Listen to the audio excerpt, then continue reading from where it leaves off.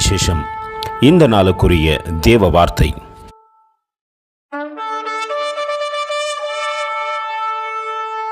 Keep yourselves in the love of God, looking for the mercy of our Lord Jesus Christ unto eternal life. Jude 1:21.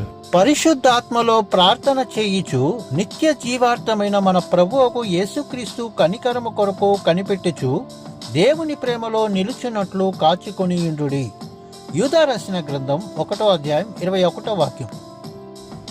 தேவனுடைய அன்பிலே உங்களை காத்துக்கொண்டு நித்திய ஜீவனுக்கு ஏதுவான நம்முடைய கர்த்தராகிய இயேசு கிறிஸ்துவினுடைய இரக்கத்தை பெற காத்திருங்கள். யூதா 1:21. அன்பின் தேவ பிள்ளைகளே, இந்த உலகத்திலே நாம் எத்தனையோ காரியங்களுக்காக காத்திருக்கிறோம். ஆனால் இன்று வேத வார்த்தை சொல்கிறது நித்திய ஜீவனுக்காக காத்திருங்கள் என்று. எங்கே காத்திருப்பது, எப்படி காத்திருப்பது என்று யோசிக்க வேண்டாம்.